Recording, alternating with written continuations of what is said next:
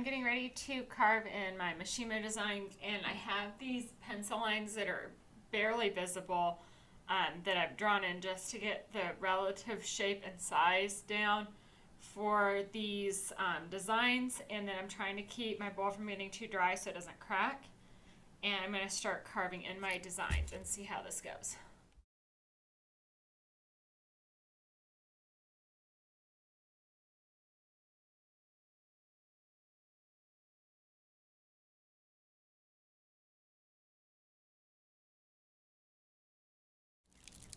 Using a dry brush to get out all of the dry flakes of clay now and see the design and look and see if there's anywhere where maybe the lines need to be a little bit deeper to make sure that they grab onto the slip and are thick enough that when I wipe away the slip, it's not wiping away the design as well.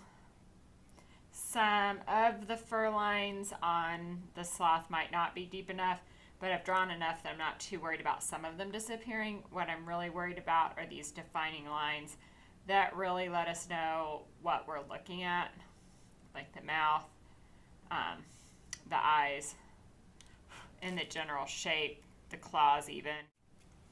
All right, so that's one, and I think I do 4 around here, so this should be fun.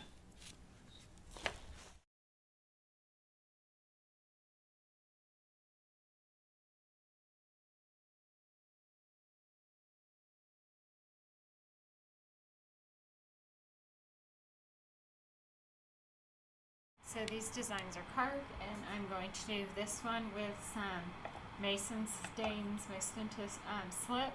So this should be like a dark brown.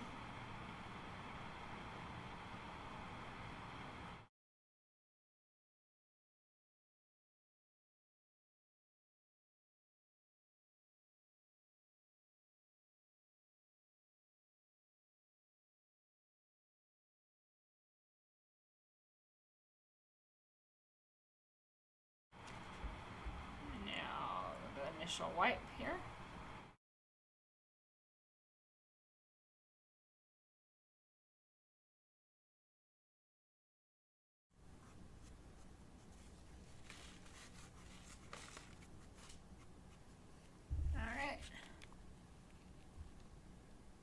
Not too bad for a first try.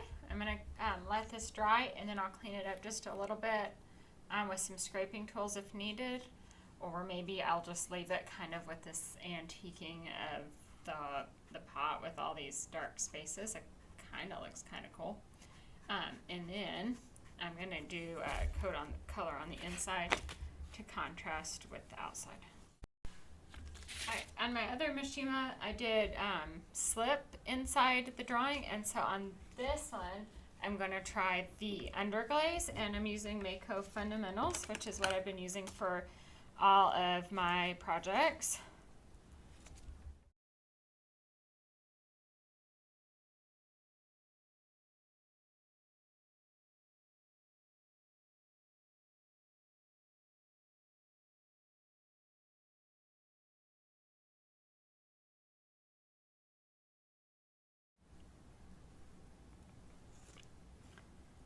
I'm going to see if this sticks in the crevices better when when I give it more time to dry, and compare that to how the other one turned out. So I'm going to leave this to dry, and then I will remove it. Alright, so this is what the monkey design looks like on this one, and I'm interested to see how this fires up and if it'll need touch-ups or if the design will show through. With the clay being wet, it's kind of hard right now to see some of these designs that are in there. And there's some streaking left behind, but I'm having a hard time getting it off without removing the ink or the glaze from inside the lines, and that probably has to do with how thick they are versus the thinner ones, and then how shallow or deep they are, because you can see some of them are more visible than others. But in order to make it seem like the staining is on purpose, I went ahead and stained the inside of my bowls as well. And I figure if I like it, then I'll leave it that way when it comes out of the kiln. And if I don't, I can always touch it up and cover it up with a glaze, a colorful glaze instead of a clear glaze. So that's kind of my thinking, is that I can see if I like it because it kind of goes well with the outside. Or if I decide I would rather paint it with a colorful glaze, I can do that and then just do a clear glaze on the outside. So these are ready for the kiln. And hopefully once they've been fired, it'll be easier to see the contrast between the dark black glaze, because it will get darker, and the light clay body, because it will get lighter. So that's what I'm hoping for. Fingers crossed, but I'm really looking forward to this. I think that if I can get better at this technique, it's actually going to be my favorite, because I drew in the clay, and drawing is like my first love. It's what I went to college for.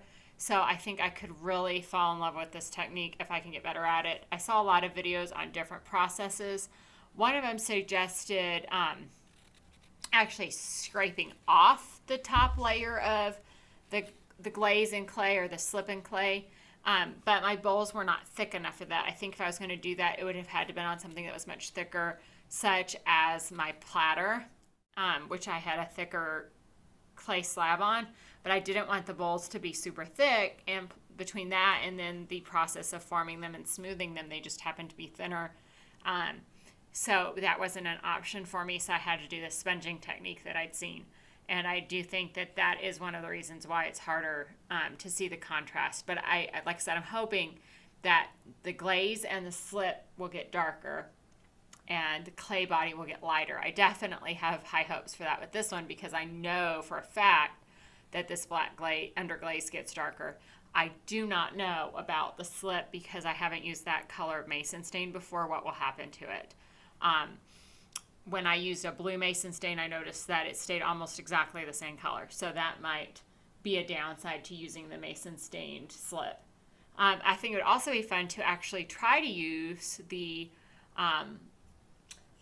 Wonder Glaze, Mako Stroke and Coat Wonder Glaze. The only thing would be then, what would I do about the body of the design? Like if this is black glossy, is this going to stay just plain, or am I going to reglaze the whole thing with clear glaze and put it back in? I haven't played with that, so I wasn't even going to try to add another layer of new things to this. All right, so I'm going on spring break next week, so while these things are drying out, I'll be on spring break, and when I come back, I can fire them and then do all the glazing techniques on my work. So I'm really looking forward to that and seeing how all this stuff develops.